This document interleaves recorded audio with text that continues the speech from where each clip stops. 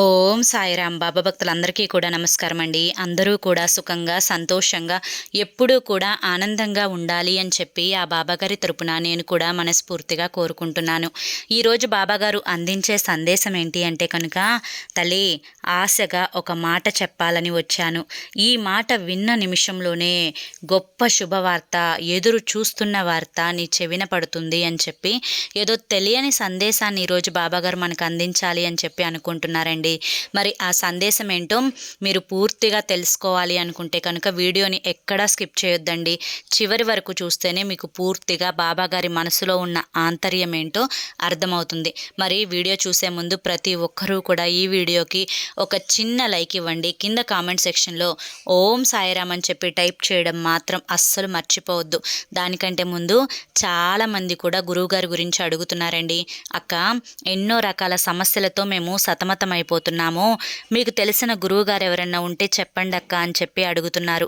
నేను పదే పదే ఈ గురువుగారి గురించే ఎందుకు చెప్తున్నాను అంటే కనుక, నా జీవితంలో ఎంతో కష్ట సమయంలో ఉండి నేను ఈ కష్టం నుంచి అసలు పడలేనేమో అని దిగులు పడుతున్న సమయంలో ఈ గురువుగారిని కాంటాక్ట్ అయ్యానండి. కాంటాక్ట్ అయిన తర్వాత గురువుగారు చేసిన పూజల వల్ల ఆ సమస్యల నుంచి నేను బయటపడి ఈ రోజున జీవితంలో ఆనందంగా ముందడుగు వేస్తున్నాను. అలాగే మీకు జరగాలి అని నా కోరికండి. అందుకనే పదే పదే చెప్తున్నాను. మీకు ఎటువంటి సమస్యలు ఉన్నా కానీ శ్రీ షిరిడి సాయిబాబా ఆశీస్సులతో జ్యోతిష్యం చెప్పబడును. గురూజీ శివరామరాజు గారు. Phone number 9959422552. మీరు ఇప్పటి వరకు ఎన్నో చోట్ల జ్యోతిష్యం చెప్పించుకొని మీరు కోరిన మార్పులు జరగలేదని ఇబ్బంది పడి ఉంటారు. కానీ ఇక్కడ అస్సలు అలా జరగదండి. మీ సమస్యలు ఏవైతే ఉన్నాయో, ప్రేమ, పెళ్లి, ఉద్యోగం, రాజకీయం, సంతానం లేక ఇబ్బంది పడుతున్న, భార్యాభర్తల మధ్య గొడవలున్న, అప్పుల సమస్యలున్న, శత్రువుల సమస్యలున్న, అవేంటో మీరు గురువుగారికి వివరించి చెప్పినట్లయితే వాటికి తగిన పూజలు చేసి మీకు గురువుగారు రోజులలోనే పరిష్కారాన్ని చూపిస్తారు. కాంటాక్ట్ అవ్వండి. ఇక బాబాగారి యొక్క సందేశం విషయానికి వస్తే కనుక, తల్లి ఆశగా ఒక మాట చెప్పాలని వచ్చానమ్మా. ఈ మాట విన్న నిమిషంలోనే ఒక శుభవార్త నీ చెవిన పడుతుంది. బిడ్డ, శుభవార్తలు విని మనసుని సంతోషంగా ఉంచుకొని ఎంతో కాలమైంది కదా తల్లి. అయితే నీ మనసుకి ఆనందాన్ని కలిగించడానికి, ఎదురు చూస్తున్న శుభవార్త నీ చెవిన పడేలా చేయడానికే నీ ముందుకు ఈరోజు వచ్చాను. మరి ఈ వార్త విన్న తర్వాత నిజంగా నీ మనసు ఉప్పొంగిపోతుందమ్మా. ఎందుకంటే ఎన్నో కలలతోటి, ఎన్నో ఆశలతోటి జీవితాన్ని ప్రారంభించాలి అనుకున్నావు ఈ కొత్త సంవత్సరం నుంచి. కానీ ఎదురవుతున్న సమస్యలను చూసి జీవితంలో ఇక ఆశ లేనే లేదు బాబా, కష్టాల కోసమే నేను పుట్టాను అని చెప్పి నాకు నిజంగా అనిపిస్తుంది, కష్టాలు తీరే మార్గమే లేదా బాబా అని చెప్పి అడుగుతూ ఉన్నావు కదా. అయితే నీ కష్టాలన్నీ కూడా తీరే మార్గాన్ని ఈరోజు నీ ముందుకు తీసుకొని వచ్చాను. మరి ఇంత బాధపడుతున్నావు కదా, భూమి మీద నాకులాగా బాధపడే వాళ్ళు ఎవ్వరూ లేరు అని చెప్పి అనుకుంటున్నావు కదా. అయితే ఒకరి కథ చెప్తాను, జాగ్రత్తగా విను. మనిషికి ఓటమి అనేది ఒక్కసారి వస్తేనే కృంగిపోతాడు. 2 సార్లు వస్తే అసలు ఎందుకు పుట్టానా అని చెప్పి అనిపిస్తాడు. 3వసారి వస్తే పూర్తిగా ఆశని కోల్పోయి నిరాశగా బ్రతికున్న జీవోత్సవంలాగా బ్రతుకుతాడు.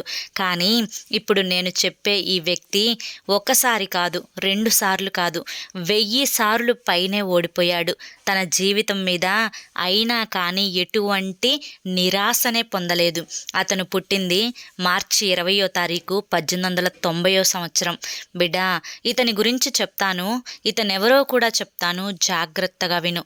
ఏ పని చేస్తున్నాడు అన్నది ముఖ్యం కాదు తల్లి, ఏ పనిలో ఎంత ఆ యొక్క విజయాన్ని సాధిస్తున్నాడు అనేదే ముఖ్యం. అయితే 6 ఏళ్లగా ఉన్నప్పుడే వాళ్ళమ్మ చనిపోయింది. వాళ్ళమ్మ చనిపోయిన తర్వాత వాళ్ళ నాన్న మరొక పెళ్లి చేసుకున్నాడు.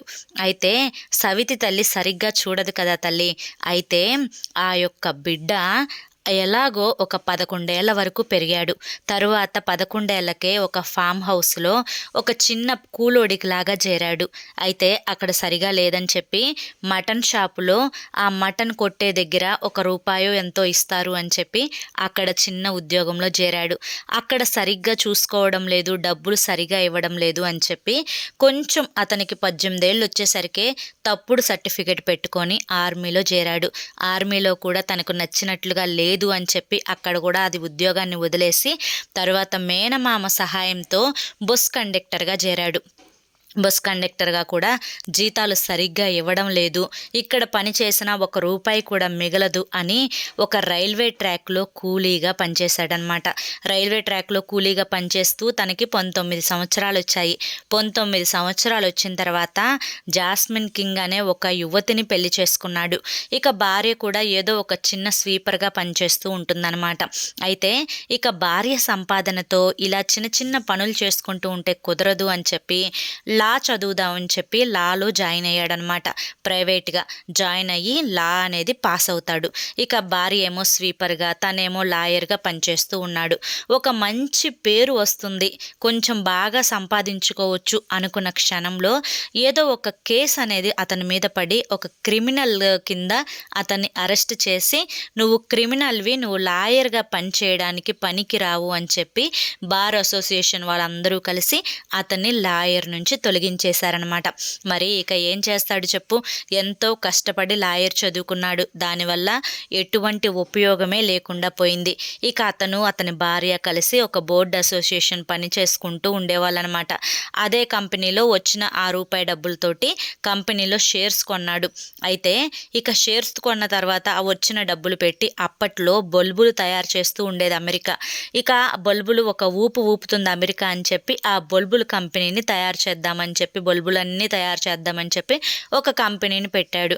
అయితే ఆ బల్బులు అంటే ఈ అబ్బాయి ఏదైతే బల్బులు తయారు చేస్తున్నాడో దానికంటే కొంచెం అడ్వాన్స్ టెక్నిక్తో ఇంకొంచెం మంచి బల్బులు మార్కెట్లోకి విడుదలయ్యాయి అన్నమాట. పెట్టిన పెట్టుబడి, తయారు చేసిన బల్బులు అన్నీ కూడా మొత్తం దివాలా తీశాడు. అతని దగ్గర ₹1 కూడా లేకుండా పోయింది. తర్వాత ఒక పెట్రోల్ కంపెనీలో జాయిన్ అయ్యాడు. పెట్రోల్ కంపెనీ కూడా అతను కొంచెం పర్వాలేదు, ఈ పెట్రోల్ కంపెనీలో ఎంతో కొంత నెలకిస్తున్నారు అనుకున్న సమయంలో ఆ కంపెనీ వాడు దివాలా తీసి ఇతన్ని ఉద్యోగంలో నుంచి తీసేశాడనమాట. అయితే ఆ పెట్రోల్ కంపెనీకి పెట్రోల్ పోయించుకోవడానికి వచ్చిన వాళ్ళందరూ కూడా ఏమన్నా ఇక్కడ తినటానికి ఉన్నాయా అని చెప్పి అడిగేవారు. ఆ మాట గుర్తుకు వచ్చింది అతనికి. అయితే ఇక తర్వాత వేరే వాళ్ళు ఆ పెట్రోల్ బంకును కొని వేరే వాళ్ళు మంచిగా ఉంటున్నారు అని అనుకున్న సమయంలో ఏం చేస్తాడు అని అంటే భార్య చేత ఒక చిన్న బండి లాంటిది పెట్టించి అక్కడ ఫ్రైడ్ చికెన్ అనేది పెడతాడనమాట. ఇక ఆ పెట్రోల్ బంక్ నుంచి ఒక 100 కిలోమీటర్ల దూరం వెళ్తేనే ఏ హోటల్ ఉండేది కాదు. అందుకని ఎవరైతే పెట్రోల్ పోయించుకుంటున్నారో వాళ్ళందరూ కూడా ఇక్కడికి వచ్చి మంచిగా తినేసేవాళ్ళు. ఇది పర్వాలేదు, కొంచెం నేను అమ్ముతున్న చికెను ఏదో రోటీ అటువంటివన్నీ పర్వాలేదు పోతున్నాయి అనుకున్న టైంలో మొదటి ప్రపంచ యుద్ధం జరిగింది. ఇక మొదటి ప్రపంచ యుద్ధం జరిగిన తర్వాత అక్కడున్న ఆ హోటల్ని మొత్తం కూడా తీసేశాడు. అంతా దివాలా అయిపోయిందనమాట. తర్వాత అతనికైతే ఒక చిన్న టాలెంట్ వచ్చింది, నేను మంచిగా చికెన్ చేయగలను, నా చేతి వంట చికెన్ ఎవరైతే తింటున్నారో వాళ్ళందరూ కూడా బాగుంది అని చెప్పి చెప్తున్నారు కాబట్టి నేను ఎక్కడైనా కానీ ఫ్రైడ్ చికెన్ చేయగలను అని చెప్పి అనుకొని ఒక రెస్టారెంట్ దగ్గరికి వెళ్ళి ఆ రెస్టారెంట్ ఎదురుగా ఒక చిన్న రెస్టారెంట్ని పెట్టుకున్నాడనమాట. పెట్టుకుంటే ఆ రెస్టారెంట్ రెస్టారెంట్ అతను వచ్చి నా రెస్టారెంట్ ఎదురుగా పందానికి నువ్వు రెస్టారెంట్ పెట్టావు అని చెప్పి బాగా తగువైందనమాట ఇద్దరి మధ్య. ఇలా ఈ గొడవల్లో ఒక ఉద్యోగంలో నుంచి మరో ఉద్యోగంలోకి, మరో ఉద్యోగం నుంచి మరొక ఉద్యోగంలోకి ఇలా జాయిన్ అవుతూ ఉన్న టైంలో పిల్లలు కూడా పెద్దవాళ్ళు అయిపోయారు. పిల్లలకు కూడా ఎవరి బ్రతుకులు వాళ్ళవి అయిపోయాయి. 3 పిల్లలు పుట్టారు. 3 పిల్లలు పెళ్ళిళ్ళు చేసేసుకున్నారు. 3 కూడా వేరుపడిపోయారు. ఇలా భార్య కూడా పెద్దావిడ అయిపోయి భార్య కూడా చనిపోతుంది. దాదాపుగా 100 ఉద్యోగాలు చేశాడు. ఇక 75 ఏళ్ళు వచ్చేసేసాయి. తన కాళ్ళ మీద తను నిలబడడానికి కూడా కొంచెం కష్టంగా అనిపిస్తున్న సమయంలో ఎలాగోలా నేనేదైనా సాధించాలి అన్న తపనతోటి ఒక రెస్టారెంట్ను ఓపెన్ చేసుకొని ఆ రెస్టారెంట్ను మంచిగా ఫ్రైడ్ చికెన్ అయి పెట్టాడనమాట. అక్కడ రెస్టారెంట్లో ఓపెన్ చేసి ఫ్రైడ్ చికెన్ ఇవన్నీ పెడతా, ఇక్కడే నేను చేసుకుంటే ఎంతకాలం అని చెప్పి ఈ బండి మీద అమ్ముకుంటూ బ్రతుకుతాను, నాకంటూ ఒక గుర్తింపు రాదు, ఈ వచ్చిన డబ్బులు కూడా నాకు ఖర్చు అయిపోతూ ఉంటాయి అని చెప్పి ఆ వయసులోనే 75 ఏళ్ళ వయసు అంటే మనిషికి శక్తి అనేది కొంచెం సన్నగిల్లుతూ ఉంటుంది కదా, అయినా కూడా ఆ వయసులోనే 4-5 5 స్టార్ హోటళ్ళకి వెళ్ళి నేను ఈ విధంగా చికెన్ చేయగలను, చేయగలుగుతాను అని చెప్పి అతని యొక్క టాలెంట్ని వారికి చూపిస్తే చాలామంది కూడా వద్దని చెప్పారు. అయితే ఒకరోజు ఒక 5 స్టార్ హోటల్కి వెళ్ళినప్పుడు ఆ 5 స్టార్ హోటల్ ఓనర్ అక్కడ ఉండడనమాట. తర్వాత రోజు ఇతను చేసిన చికెన్ ముందు రోజు తిని ఇది ఎవరు చేశారు అని అడిగితే, నిన్న మన రెస్టారెంట్కి వచ్చారు ఇతను చికెన్ చేస్తామని చెప్పారు, మేమే వద్దు అని చెప్పామంటే ఈ చికెన్ చాలా బాగుంది, ఎందుకు వద్దని చెప్పారని చెప్పి డైరెక్ట్గా 5 స్టార్ హోటల్ ఓనరే ఇతనికి ఫోన్ చేస్తాడనమాట. ఇక ఇలా ఆ నోట ఈ నోట పాకి 5 స్టార్ హోటల్స్ అన్నింటిలో కూడా ఇతను చికెన్ పెట్టడానికి ఫేమస్ అయిపోయాడు. ఇతని చికెన్ ఫార్ములా అంటే ఆ చికెన్ ఎలా తయారు చేస్తున్నాడు, ఇంత టేస్ట్ ఎలా వస్తుంది అని చెప్పి అందరూ కూడా అడుగుతారనమాట. అయితే ఆ ఫార్ములాని అంత ఈజీగా ఎవరికి చెప్పకూడదు, ఈ ఫార్ములాని అమ్మాలి నేను అని చెప్పి ఫార్ములాని అమ్మాడు. ఇప్పుడు ఎన్నో చోట్ల అవుట్లెట్లు పెట్టాడనమాట. ఆ యొక్క ఫార్ములా, ఆ చికెను, వాటన్నింటి పేరు ఏంటి అంటే కనుక KFC కిచెన్ తల్లి. KFC చికెన్ ఎంత ఫేమస్సో ఇప్పటికి నీకు తెలిసే ఉంటుంది. 75 ఏళ్ల వయసులో అతనికి ఒక గొప్ప విజయం దక్కింది. తర్వాత అతని పేరు KFC చికెన్ అంటే చాలు అతనికంటూ ఒక గుర్తింపు ఏర్పడింది. చివరికి 90 ఏళ్ల వయసులో ఆయన మరణించాడు. కానీ ఇప్పటికీ కూడా 123 దేశాలలో 20 కోట్ల మంది పైగా ఈ యొక్క చికెన్ అంటే ఒక ప్రత్యేకమైన మంచి గుర్తింపు, ఒక మంచి పేరు అనేది అతను సంపాదించుకున్నాడు. అతనికి ఆ యొక్క పేరు అనేది ఏ వయసు నుంచి స్టార్ట్ అయింది? 75 ఏళ్ల వయసు నుంచి స్టార్ట్ అయింది. సక్సెస్ అంటే అలా ఉండాలి తల్లి, రీసౌండ్ రావాలి సక్సెస్ అంటే. అయితే బిడ్డ ఇదంతా నీకెందుకు చెప్పాను అంటే కనుక తల్లి, ఒక బాధ పోతే మరొక బాధ, ఒకటి ఫెయిల్యూర్ చూస్తే మరొక ఫెయిల్యూర్ చూస్తున్నాను, ఓడిపోతూనే ఉన్నాను అని చెప్పి పదే అనుకుంటూ ఉన్నావు కదా తల్లి. మరి ఇతను ఎన్ని పనులు చేశాడు, ఎన్ని చోట్ల దివాలా తీశాడు, ఎంత డబ్బుని నష్టపరుచుకున్నాడు, అయినా కూడా మళ్ళీ పట్టుదలతో చేస్తూనే ఉన్నాడు. చివరికి అతనికి విజయం అనేది 75 సంవత్సరాల తర్వాత వచ్చింది. కానీ ఇవాల్టి రోజున అతను చనిపోయినా కూడా అతని పేరు అనేది ప్రతి ఒక్కరి నోట కూడా మారు మ్రోగిపోతుంది. ఇవాల్టి రోజున అది నువ్వు కూడా తినగలుగుతున్నావు. బిడ్డ అలా ఉండాలమ్మా, అటువంటి మనస్తత్వం ఉండాలి ఏ మనిషికైనా. కానీ విజయం అనేది అంత తేలిగ్గా అందుకుంటే దానికున్న గొప్ప ఏముంది చెప్పు? ఏదైనా తేలికగా దొరికేస్తే దాని యొక్క గొప్పతనం నీకు తెలియదు తల్లి. దానికోసం కష్టపడాలి, దానికోసం ఎన్నో నిద్రలేని రాత్రులను గడపాలి, దానికోసం మళ్ళీ ప్రయత్నిస్తూనే ఉండాలి. అప్పుడే కదా తల్లి సక్సెస్ అనేది మనకి దొరుకుతుంది. ఇది అంతా నీకెందుకు చెప్పానో ఇప్పటికీ కూడా నీకు తెలిసే ఉంటుంది కదా బిడ్డ. ఆశగా నీతో ఈ మాట చెప్పాలని వచ్చాను. ఎందుకంటే నా బిడ్డకు అన్నింటికంటే ముఖ్యంగా కావలసింది మనోధైర్యం అమ్మ.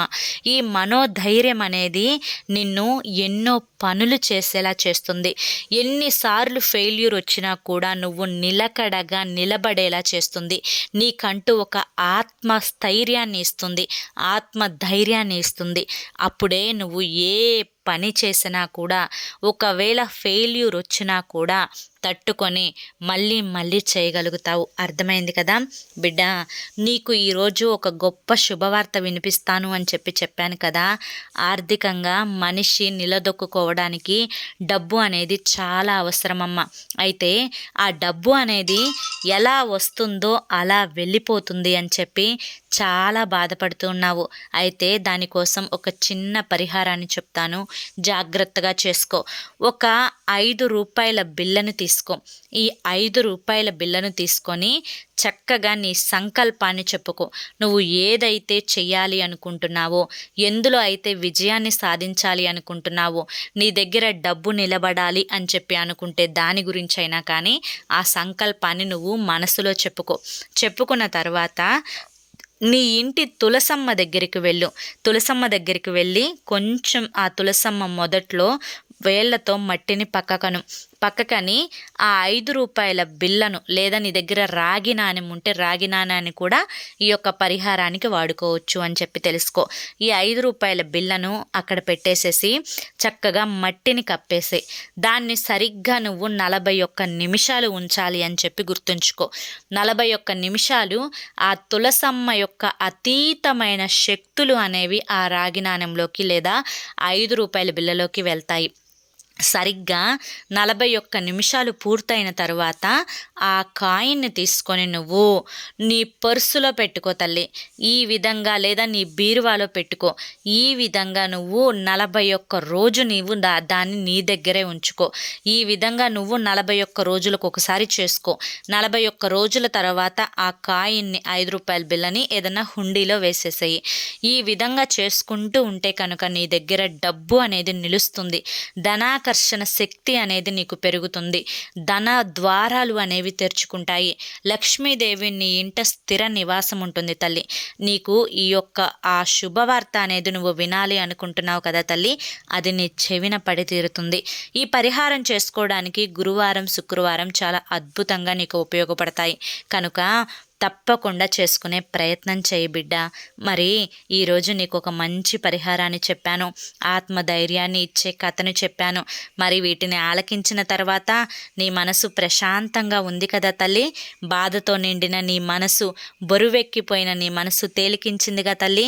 బిడ్డ, నువ్వు సంతోషంగా ఉండాలమ్మా. నువ్వు ఆనందంగా ఉండాలి. నువ్వు సంతోషంగా, ఆనందంగా, ఆరోగ్యంగా ఉంటేనే ఈ తండ్రి కూడా సంతోషపడతాడు. మరి నన్ను బాధ పెట్టకు బిడ్డ అని చెప్పి ఈరోజు బాబాగారు మనకి చాలా చక్కటి సందేశాన్ని అందించారండి. ఈ సందేశంలో ఎంతో గొప్ప ఆంతర్యంతో పాటు గొప్ప పరిహారం కూడా బాబాగారు చెప్పారు. మరి ఇది మీ అందరికీ నచ్చింది అనుకుంటున్నాను. నచ్చింది అనిపిస్తే చూసి వెళ్ళే వాళ్ళు తప్పకుండా ఒక చిన్న లైక్ ఇవ్వండి. కింద కామెంట్ సెక్షన్లో ఓం సాయిరామ్ అని చెప్పి టైప్ చేయండి. ఒకవేళ మీకు టైప్ చేయడం రాకపోతే ఒక చిన్న లవ్ సింబల్ కానీ, ఒక చిన్న నమస్కారం సింబల్ కానీ ఇవ్వండి. మొదటిసారి మన ఛానల్లోకి వచ్చినట్లయితే మన ఛానల్లో కింద బ్లాక్ కలర్లో సబ్స్క్రైబ్ అనే బటన్ ఉంటుంది. దాన్ని ప్రెస్ చేసి పక్కనే ఆల్ సింబల్ ఉన్న బెల్ని యాక్టివ్ చేసుకుంటే ప్రతిరోజు బాబాగారి సందేశాలు అనేవి మీకు నోటిఫికేషన్ రూపంలో వస్తాయి.